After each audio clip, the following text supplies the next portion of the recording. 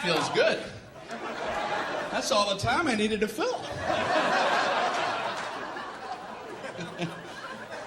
I appreciate that. Thank you, man. Feels great. I'm feeling good. I actually just recently had to go to the emergency room, though, and I had some stomach virus thing. I almost called an ambulance. It's weird, even considering calling an ambulance for yourself. You know? You call ambulances for other people, right? What are you supposed to say about yourself? Can you come get me? Yeah, I don't feel so good. Just come on in, I'll be lying on the floor.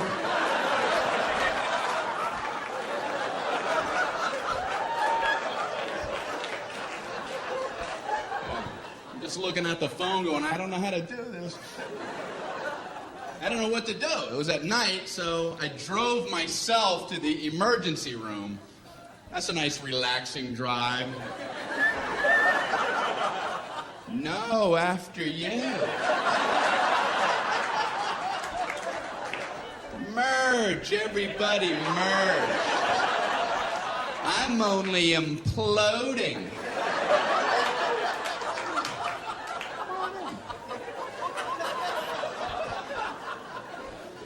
So I pull up at the entrance to the emergency room. No valet parking. I mean, if that's not the biggest oversight in our solar system. If there's ever a time where you want to go, can you park this? Because I need to collapse immediately. But no, I'm circling around a parking lot. Can I park there? I think I'm going to die. I'm dying too. Okay, go ahead. Yeah, I'll go up a couple levels.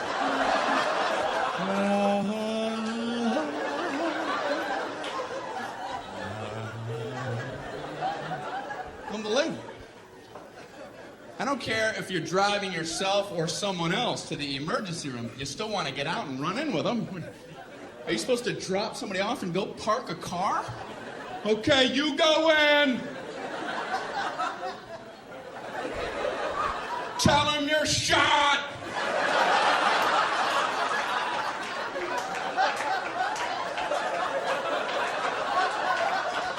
Ask them if they validate. Unbelievable. So I finally park, you know. I go in to check in. They ask the most insulting question when you check into a hospital. What seems to be the problem? What seems? Well, it seems. It seems like everything on my inside wants to be on my outside. But I'm no doctor. What kind of condescending question? So they check me into my luxurious half room. There's a curtain down the middle with a mystery patient on the other side. And he's moaning over there. Thinking, man, they're never going to help me with him moaning like that. So I got to out-moan him, you know.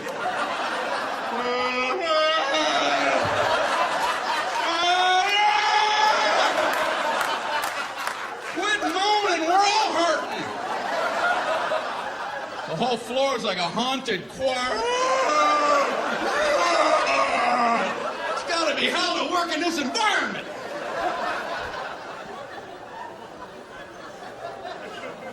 So I'm killing time riding. Nurse finally comes in. How are you doing tonight? I'm on a gurney. You have a painkiller or something? This is killing me. So she goes, how would you describe your pain? It's killing me. I don't know if you remember that part. Ouch. What are we playing, that pyramid game? Excruciating. horrific. Would rather have shards of glass in my eyes. How do I convey this to you?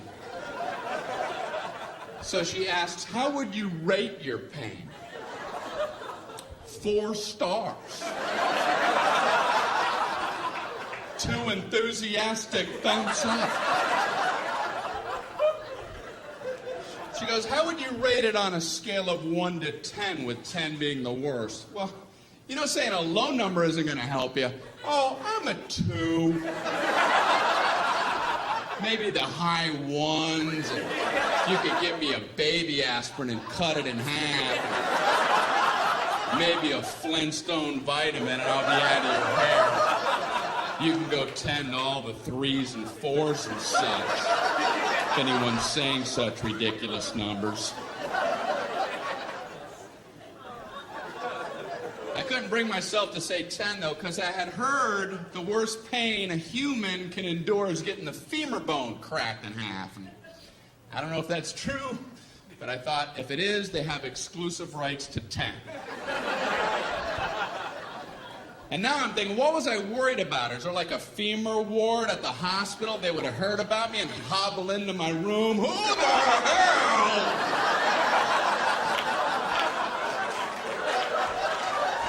had the audacity to say he was at a level 10? You know nothing about 10. Give me a sledgehammer. Let me show you what 10 is all about, Mr. Tommy A. No! No! No! How can I possibly say 10? I can't. So I thought I'll say 9. And then I thought, no, childbirth. I better not try to compete with that. And then I'm thinking, you know, it must be hell giving childbirth when your femur bone's cracked.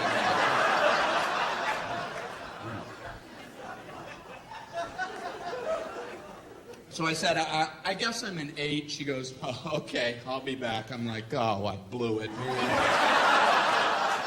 I ain't getting nothing with 8.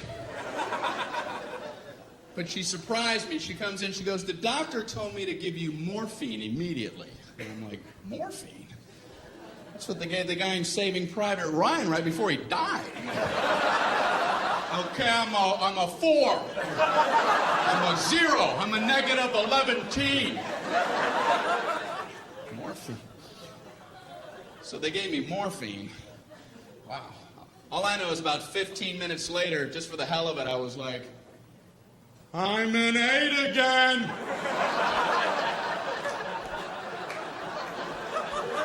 Guess who's an 8?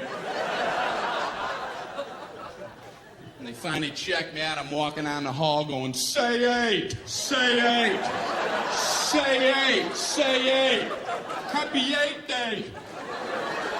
Did you get some 8? Did you get any 8? What am I throwing? You can't throw a number.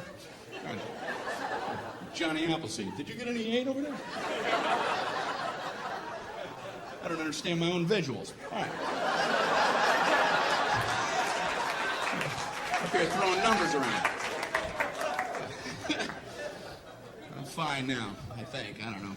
So they sent me to my regular doctor for a follow-up, and I was nervous going because my cholesterol... I knew it was going to be high because last year it was high, and I hadn't done anything different.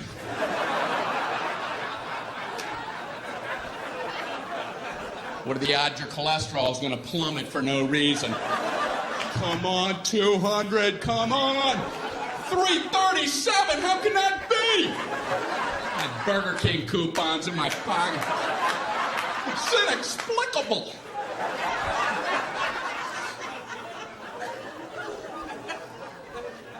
So I was nervous. And I realized that's the only time as an adult that I feel like a little kid, is when I go to the doctor. You didn't do what I told you, did you? No, I didn't. What should you have done? I should have listened when you were talking to me. What are you going to do from now on? Pay attention when you say things. When are you going to start? I'm going to start right now. Immediately. Tall doctor. He's a good doctor, I think, you know. I told him I get heartburn sometimes, so he goes and gets me a list of things that cause heartburn. I'm looking at the list and I'm like, I already know this.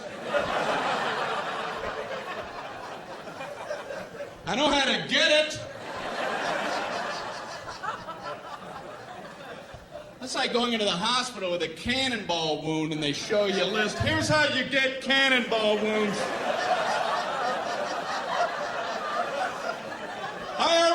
I have a cannonball wound. It's gaping. Do you have a tube of cannonball wound ointment?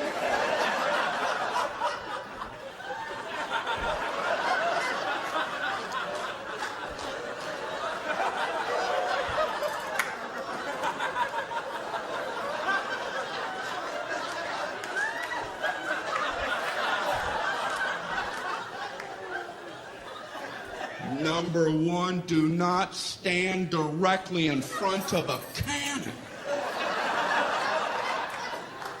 How true that is.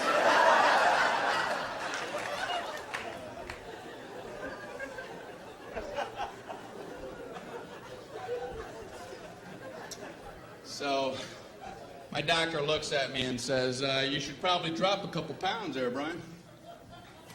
Thank you. Only your doctor has carte blanche on insults. He just insults you for a while, and then you pay him for the insults on the way out. Boy, you should lose some weight, and those moles are looking pretty weird. All right, how much for that, Doc? When can we get together again? Big fat mole man walking out of your office. Thanks for the confidence boost. I'm off to the Macy's Day Parade. Grab a rope! What does he care? You're big and you're ugly. Next. He does care. Doctors are good people. That's why they avoid the word pain. It's a buzzword. They won't hit it a lot. They don't want to scare anybody. Doctors will tell you all about pressure. They'll tell you all about the pressure you're going to experience. If a doctor tells you you're about to feel some pressure, buckle up. In a moment, you're going to feel a little bit of pressure. The pressure hurt like hell! Pressure. All pain involves pressure. That's one of the definitions of pain. You could be swinging a 2x4 at your head. In a moment, you're going to feel a little bit of pressure.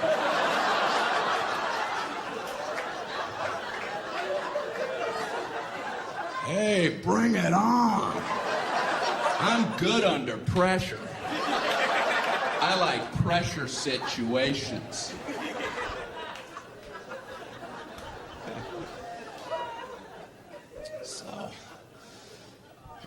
So my doctor, he told me to watch what I'm eating, told me to read food labels. I'm in the store reading the Fig Newtons label. I've always liked Fig Newtons. I'm trying to see if it's okay to eat them, and everything looked fine, the fat content, everything. I looked at the serving size, 2 cookies. Who the hell eats 2 cookies? I ate Fig Newtons by the sleeve. 2 sleeves is a serving size. I open them both and eat them like a tree chipper. Fig Newton shavings coming off the side.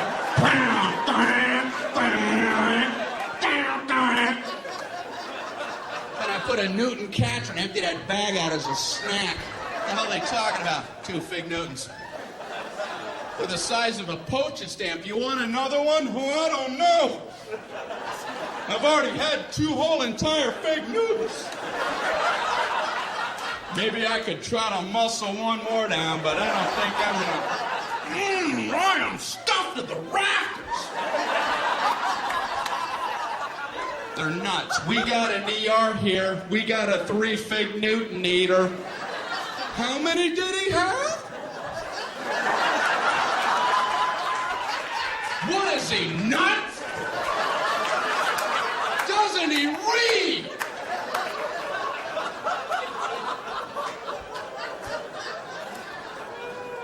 Who's coming up with serving sizes? A serving size of ice cream is a half a cup. What is that? Is that like a joke some guy put on there? Hey, come here. Look what I put for the serving size.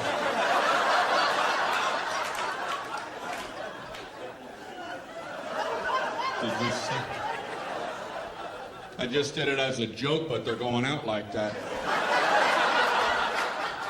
I don't know what to do. Just let it go. I guess there's nothing you can do now. You ever know anybody to eat a half a cup of ice cream? Hey, you want to go grab something to eat? Oh, no. I had a half a cup of ice cream. Yeah, a whole half a cup. I just kept eating and eating and eating. I must have had 2 spoonfuls.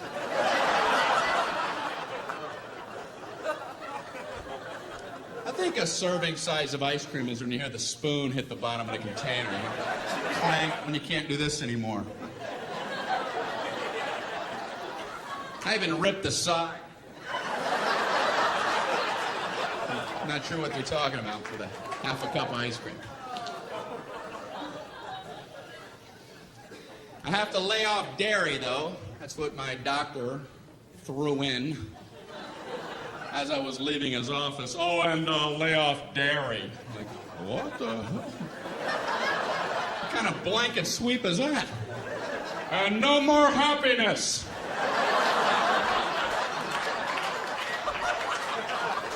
Away with you! What does he care? I'm trying to lay off dairy. I'm in the supermarket with my little cart, and I'm trying to avoid the dairy aisle. I can see they all have party hats on over there.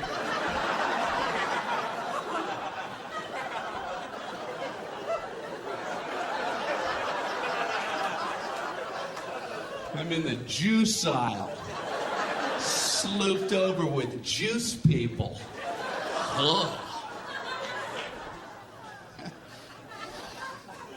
I learned something in the juice aisle, and that is, I don't know what's going on with cranberries, but they're getting in all the other juices. Whoever the salesman is for cranberries does a great job. He's showing up everywhere. Hey, what do you got, apples? Put some cranberries in them. We'll call it cran apple. Go 50-50. What do you got, grapes? How about cran grape? What do you got, mangoes? Cran mango. What do you got, pork chops? Cran chops. Why don't you back off, cran man? Why don't you take your sales trophy and have a vacation? He's working too hard. He's making the other fruit guys feel bad, you know? Like the banana guy wakes up. Man, I ain't into nothing.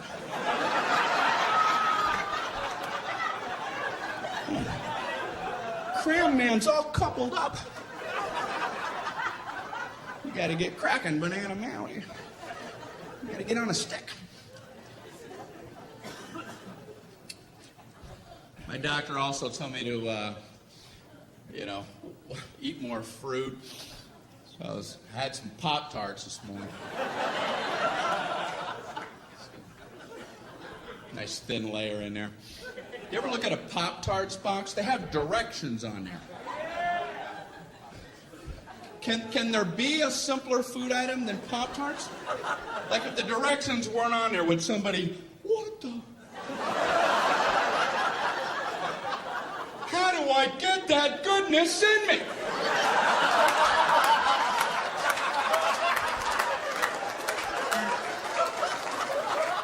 What do you do? How do you get it done? You read, man. That's what you do. They have 2 sets of directions. In case you don't understand one set, you abandon that whole track and get on something a little easier for yourself. They have a set of toaster directions. which, believe it or not, is more than one step. How could there possibly be more than one step? I can only think of one. Step one, toast the Pop-Tarts. Go ahead, toast them. Hey, are you still reading this?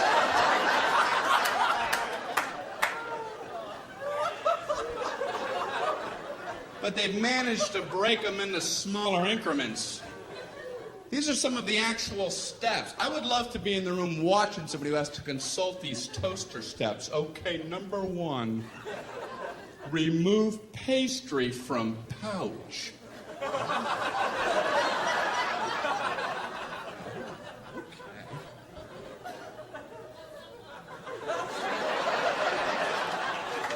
I see where they're going with this.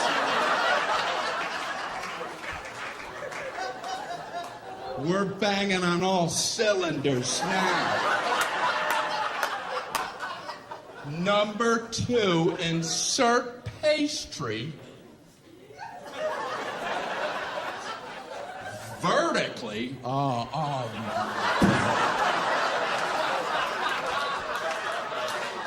They're reading toaster directions. You're going to throw the vertical concept at them?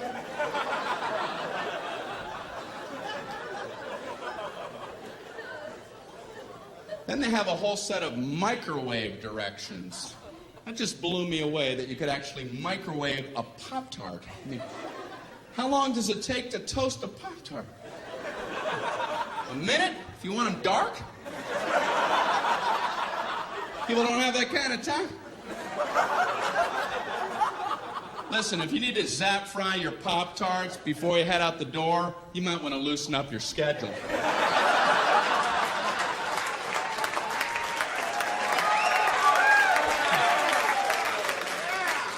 And I swear it says microwave on high for 3 seconds. I don't think I want to wake up and be eaten in 3 seconds. The alarm goes off. Put him in. Ding. I'm late. I gotta come out of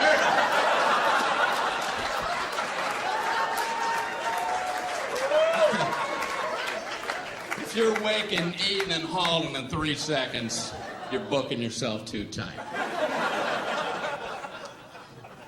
Pick up some Montana brochures or something. You're not living properly. We just moved. I called UPS to ask them to help out with some boxes. And, now, they're a good service, but you have to have information ready about your boxes before you even call them. I had no idea.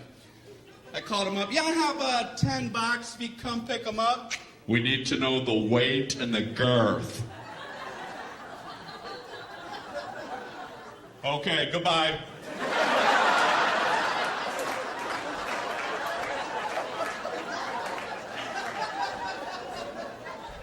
So I called back, we need the weight and the girth. Okay, I don't know what the weight is, and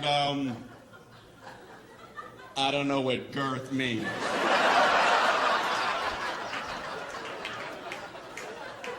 So now what's the procedure?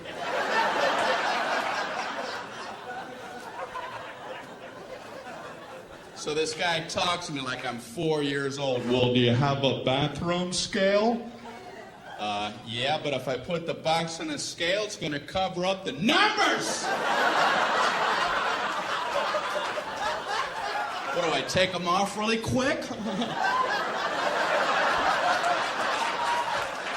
0, I'm not fast enough. What's he talking about? So then he gives me like his Mr. Wizard formula. How about if you stand on the scale and weigh yourself, get off the scale, pick up the box, get back on, weigh you and the box together and subtract your own weight. I'm going, slow down. Hold on, Professor.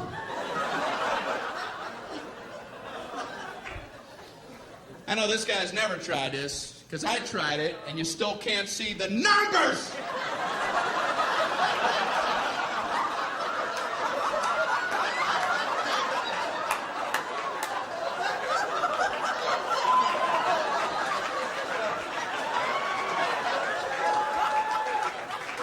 am I, Mr. Olympia?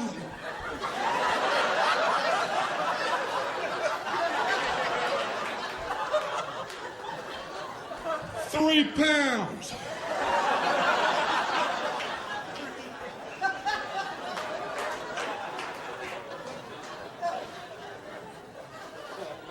Then I had to hang up in the middle of his girth formula. He kept assuring me it was easy.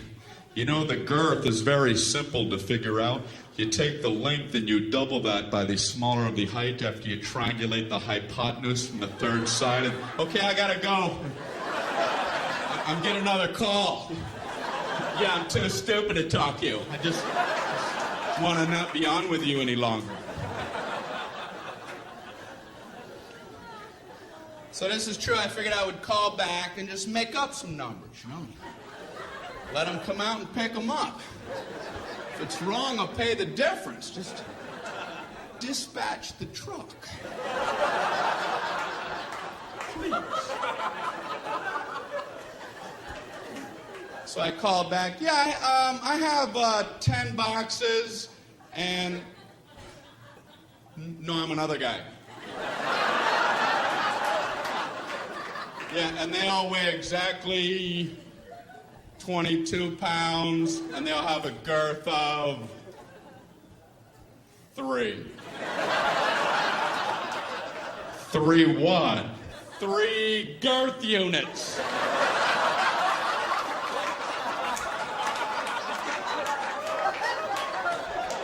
Come pick them up, please.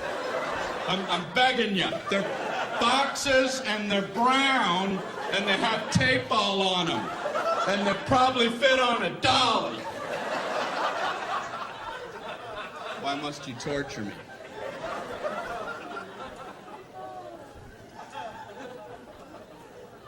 We needed a refrigerator for our new place, and I've never bought a refrigerator in my whole life. I went into the appliance store. There's like 900 of them lined up. There's a salesman there. What's this guy supposed to say about refrigerators? Well, you have this refrigerator right here. This keeps all your food cold for 600.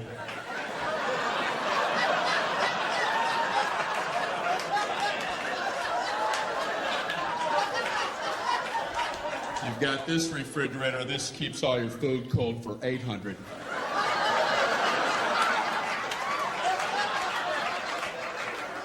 Check this out. 1,400 keeps all your food cold.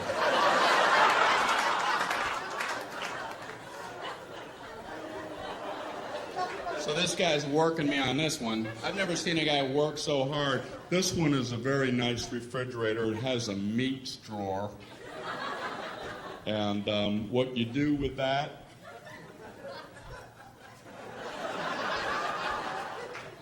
you would put meats.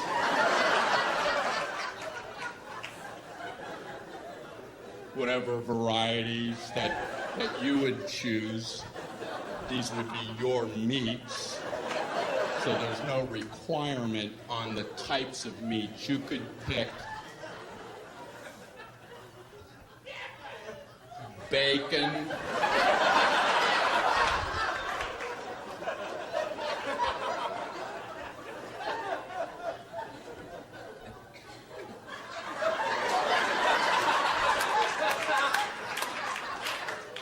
marbled meats. There's an endless selection. Endless. And this one also has a crisper for crispy things. Potato chips.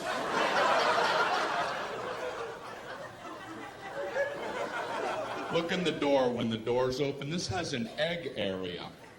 And that's a very nice thing. It's an area for eggs. You put them all in the egg area. You come home and you go, hey, where are the eggs?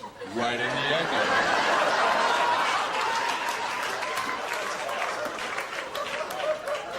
And they're all written in cursive, and that's a real nice feature. It is. That is a nice touch.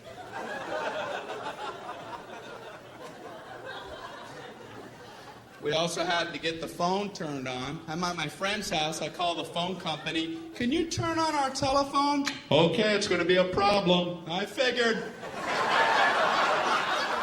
How? Why? It's just going to be a big nightmare. That's our policy. It's going to be a nightmare. Something about hell on earth.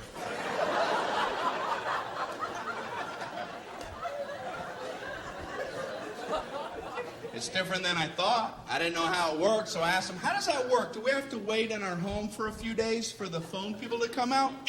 No, we do it differently now. We can just flip the switch from right here. Oh, great. Can you go ahead and flip it? We're going to flip it next Thursday.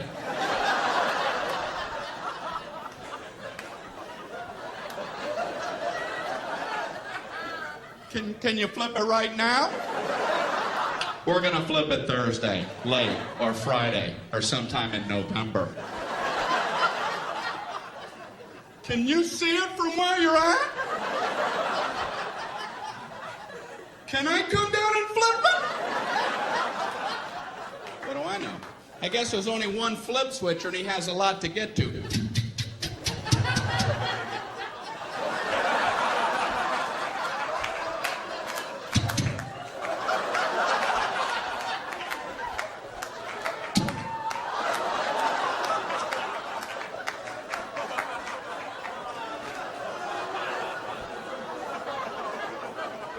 I assume they're tiny. Maybe they're big giant switches and they're really hard to flip, you know? Man, he's never gonna get to my house. I want to go down there and cheer him on. Go, switch flipper, go! Flip them switches! Flip them good! Switch flipper! Get him riled.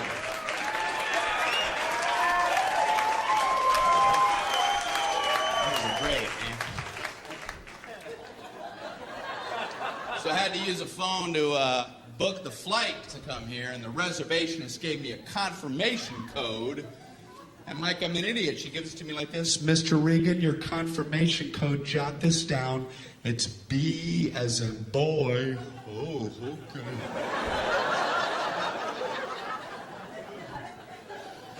P as in Paul. Slow down. K as in kite. Oh, I know kite. I know. I know all about kite. And Q as in quagmire. Give me another word. I want to fly so badly.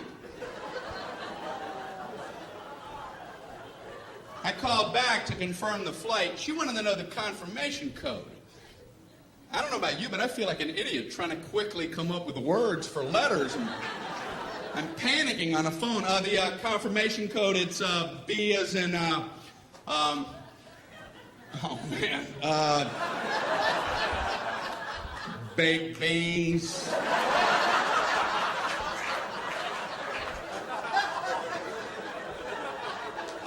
P as in pneumonia.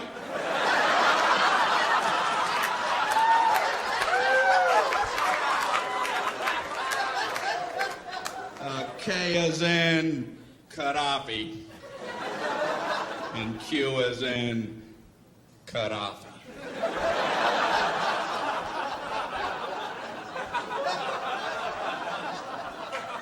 They only do that with letters. Nobody ever does that with numbers. My code, it's 4 as in 423.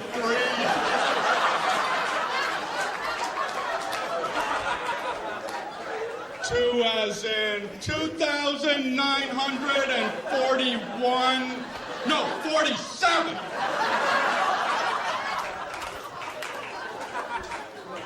Pretty short code.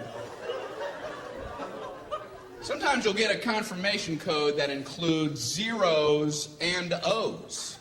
You write them the same way, they're completely different keys. They'll give you the number 1 and the letter I. You write those the same. There are different keys. A small L looks the same. They don't care you'll never be able to communicate this back clearly. I'd like to give a code to these people for their big vacation. Here's your confirmation code. You're going to need this for your vacation. Are you ready?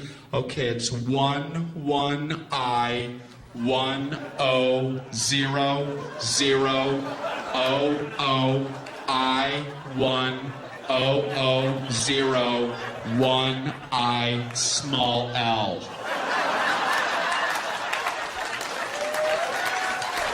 Yes.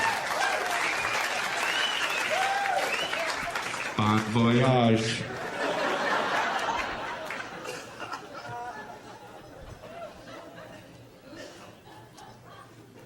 You know, I flew here. How come the first class people they can just get on whenever they want? I've always hated that. First class people, board at your leisure.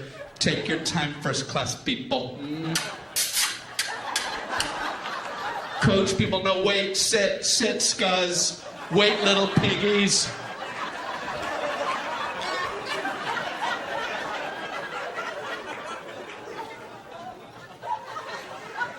So when you do get on, the first class people, they're already sitting there. They're all sprawled out in their big thrones. Bring me the head of a pig.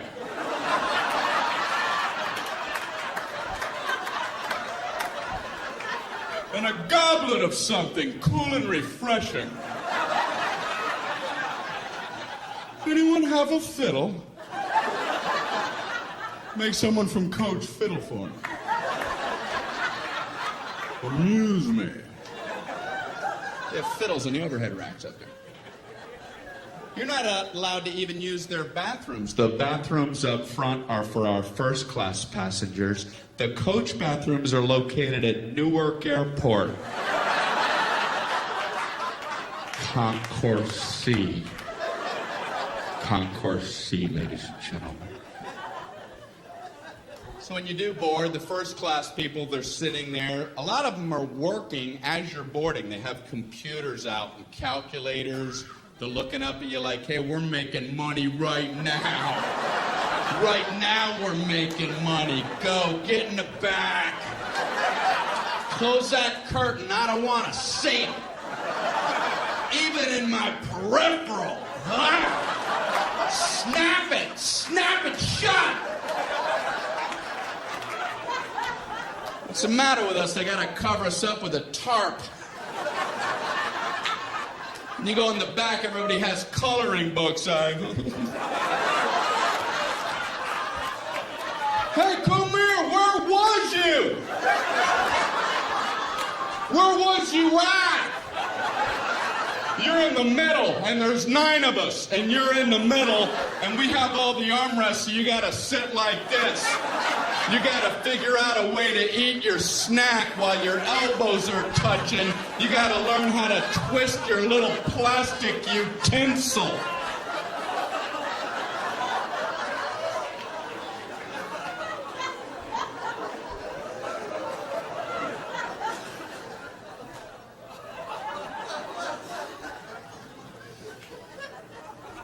I like to sit way in the back. Way in the back. Except for one thing, all the good meals run out, you know. You're poking your head out from row 199. The flight attendants are this big.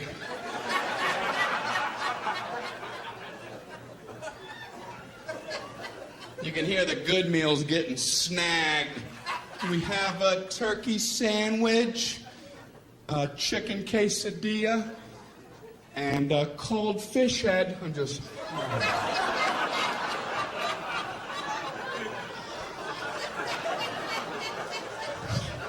I wonder what I'm gonna get.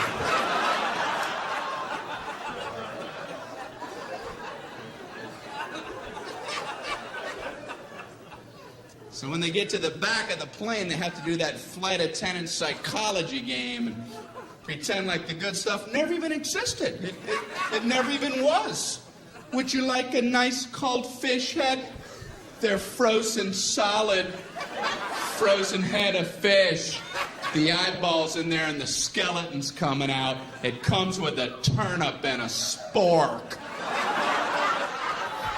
I was wishing you'd have one of them left, wishing upon a star.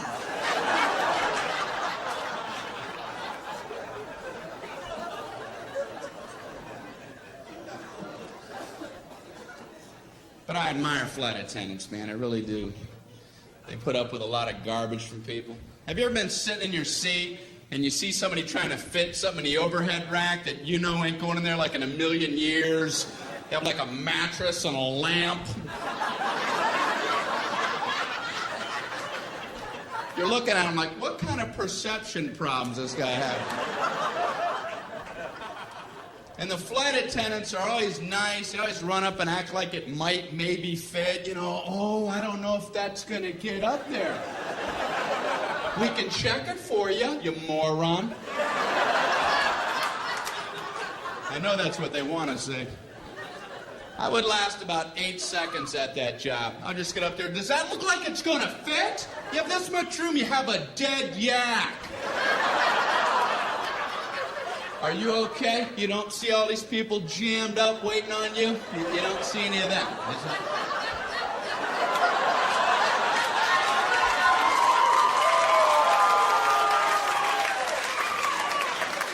Oh, this is your world. It's all about you. You let us know when you're all set, Captain You Planet.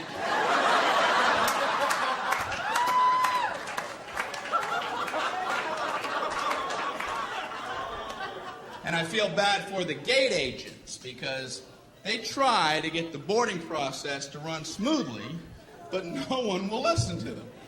Don't blame them. They try, they get on the intercom. Ladies and gentlemen, we're about to begin boarding. If we could ask for your cooperation, would you all please remain seated until your row has been called? Everyone, please remain seated. Everyone, please back away from the gate. Please back away from the gate. Somehow, by the time that comes out the speakers, it must sound like, everybody up and rush the door. Everyone, immediately try to squish your fat butt simultaneously in the small gate door area. Hurry. Push and shove, everyone. Push and shove. Do whatever you have to get on board. This is the last helicopter out of Vietnam.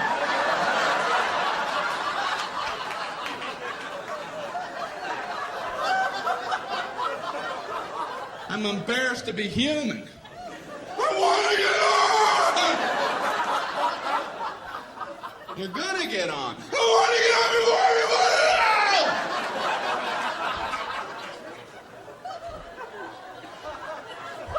Why?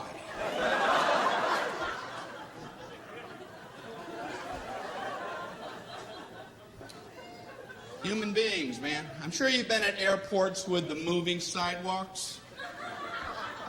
You know the whole stand right, walk left concept? Well, for some people, unlearnable.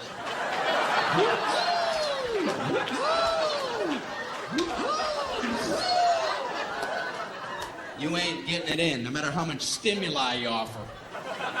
I've been on them where I don't understand how people don't see that that's the system. There's a big yellow dotted line going down the middle, and it's stenciled every 3 feet on the sidewalk. Stand, stand, stand, stand, walk, walk, walk, walk. On the handrail, stand, stand, walk, walk. Up here, stand, walk. Pictures of people standing, walking. And I've seen footprints together and apart. And you still have people riding that left handrail. It's fun to fly.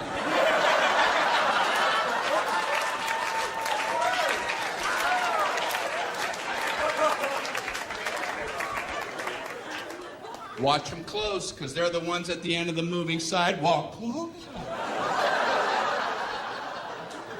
Something changed. Something changed.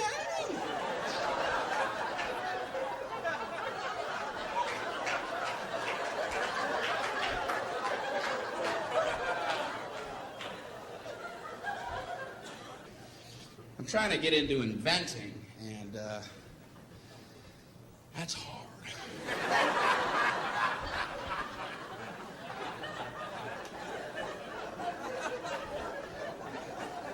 I know what I'm going to try to invent, you know. I don't know if I'm being overly ambitious, but I'm trying to invent an ironing board that when you open it, it doesn't sound like this.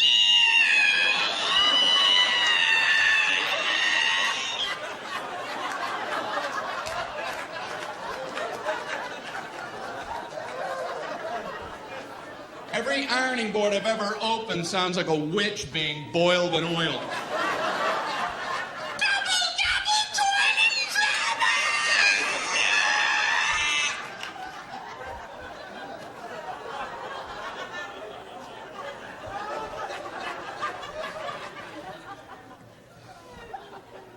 You ever just look at an ironing board?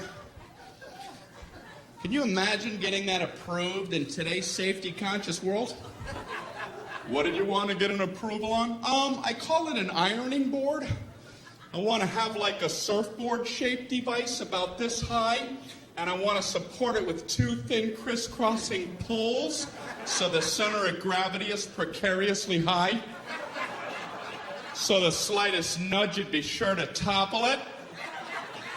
Then I want to put a big hot metal thing on the top of that with water, the temperature of lava oozing out the sides and dripping off the board for burn wounds. I want one side to be a white hot heat for scarring. I want the sheer weight to be able to cause blunt force trauma. And I want the whole thing to come to a point for puncture wounds.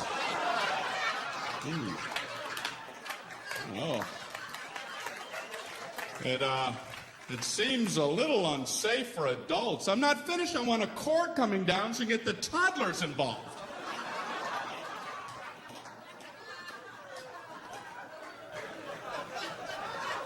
Why are we allowed to have these? Inventions intrigue me. I was reading about the walkie-talkie, and I read it was a military invention. That surprised me, because usually military stuff has strong names, you know. Apache helicopter, Tomahawk missile. Walkie-talkie? How did that slip through the system? It's a general talking to some guy. What do you have there, soldier? Well, it's a new communication device. It's untethered, which will enable the troops to speak effectively when they're in the field. What's it called? Walkie-talkie. Look, I'm walking and I'm talking. Now you walkie-talkie, General. I'm walkie-talkie. Are you walkie-talkie?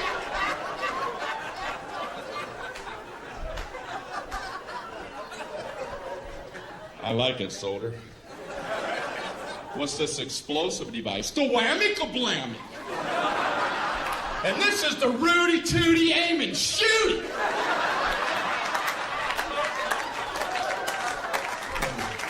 Walkie-talkie. I'm wearing new contacts. I just had my prescription changed after 6 years. You ever wait that long? Then you get new lenses. You're like, man, I could have been seeing things. How can instantly improved vision not be at the top of your to-do list? I'll see tomorrow. I don't have time. I don't have time to see clearly. No, I don't. No, I can't do that. You see what's on my desk?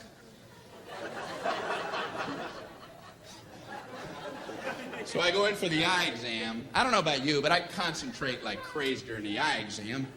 You don't want to get a D on that thing. End up with these big, thick Coke bottle lenses. I didn't take it serious.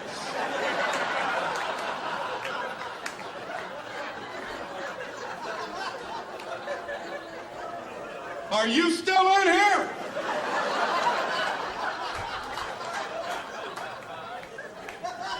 I'm just seeing shadows and shapes. It's important. They don't call it a quiz.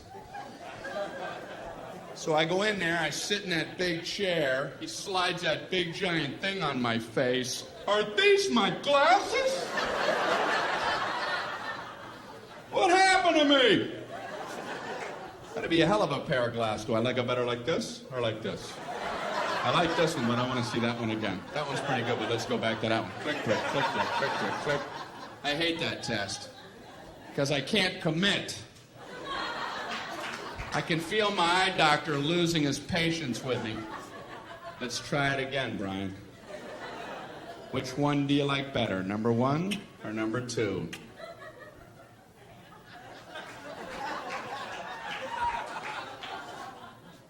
I don't like either one of those.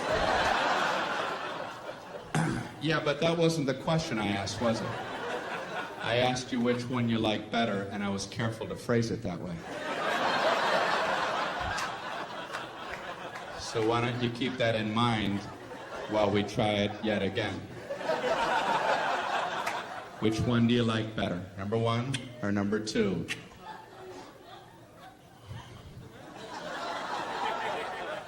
They're about the same. Well, why would I waste your time and mine by making them both the same? Did you ever stop to think about that? You ready to try it one more time? What do you want from me?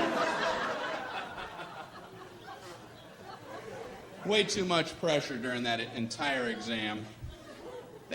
They do one test every time. I don't know what they're looking for. All I know is I get an anxiety attack in the middle of the damn thing. Tell me the exact moment point A is directly over point B. I'm like,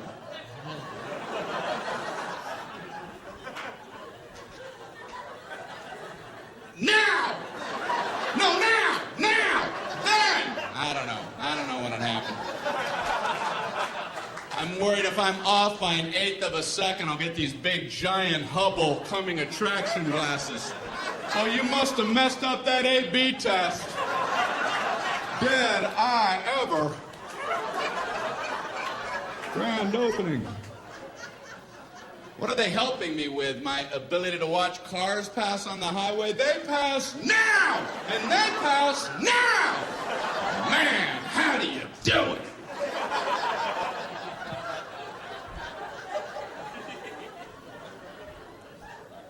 It's weird in the eye exam room. It's just him and me. It's dark in there. The door's closed. It feels strange when he pulls his chair up uncomfortably close to you.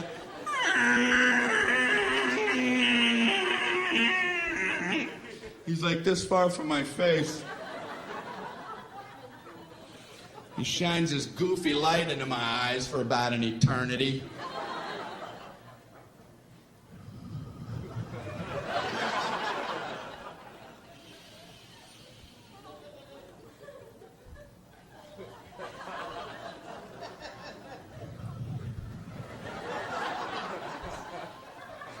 How you doing there?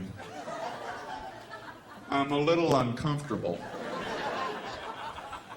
Can you back up a tad? Are you looking at my soul?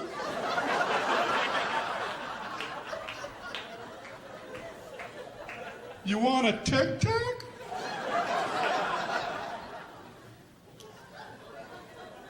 So he says, you know you have one eye set a little bit higher than your other eye? No. I did not. He goes, it doesn't affect your vision or anything. I just thought you might want to be self-conscious for the rest of your life.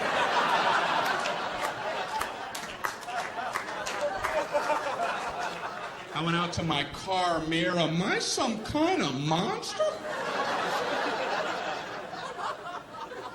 Is that a hump? I am not an animal. I am a man. What's the matter with him? Then he asked me, would you like to try trifocals? And I'm like, I must have been away a while because I have no idea what you're talking about. He says it's exactly what you would think. You can see at 3 different distances depending on where you look through your lens. You can see close, medium, or far away. And I'm like, I can't even imagine getting used to that. There's a boat, there's a plane, there's Alpha Centauri!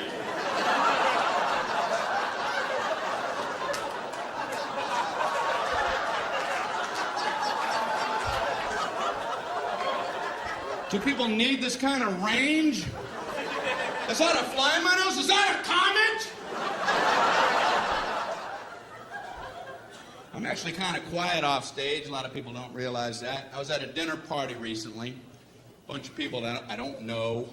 One guy talking plenty for everybody. And then me, myself, right, and then I, and then myself, and me. I couldn't tell this one about I because I was talking about myself, and then me.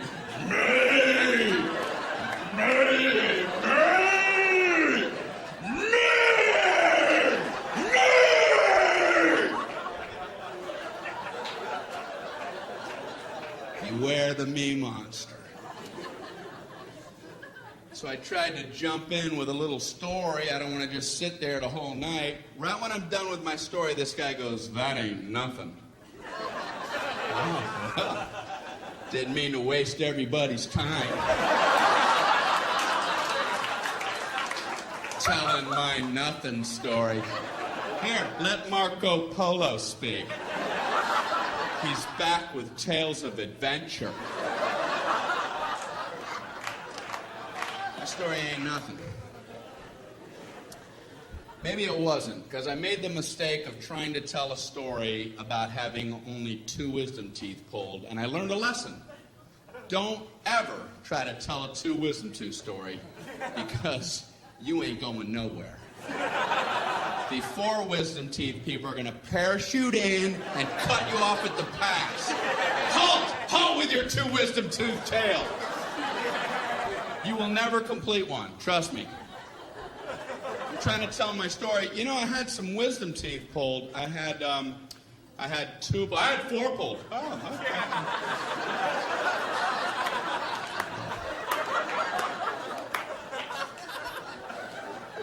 No 5, no 9. I had 9 wisdom teeth pulled. All of mine were impacted. They were all coming upside down. The roots are wrapped around my tongue, coming out my nose. They were tusks. I was a warthog. No anesthesia. They pulled them out with pliers. I was eating corn on the cob that afternoon.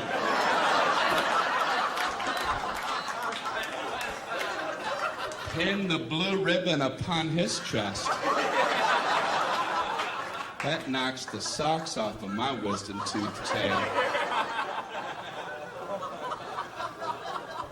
Why do people need to top other people? I've never understood it, and I see it all the time. Obviously, people get something out of it. At best, people wait for your lips to stop. Yeah, as soon as...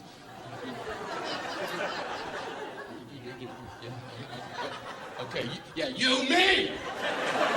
You, me! You see the difference? You see that? Now I do. What is it about the human condition? People get something out of that.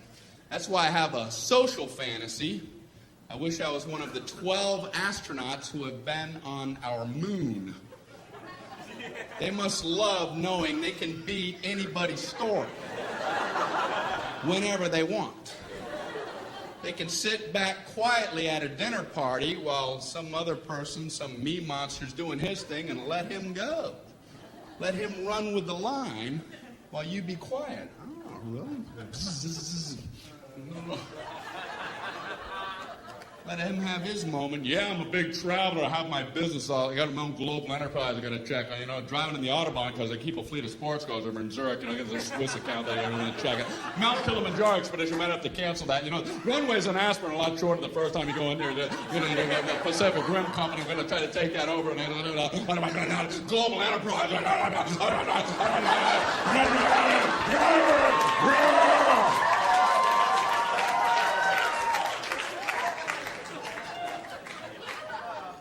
I walked on the moon.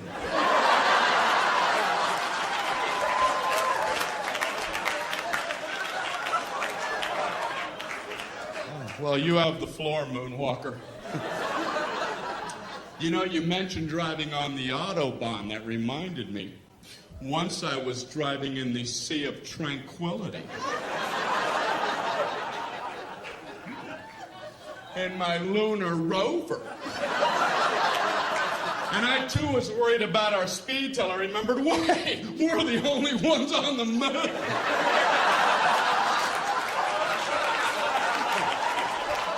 You guys are great. Thank you very much.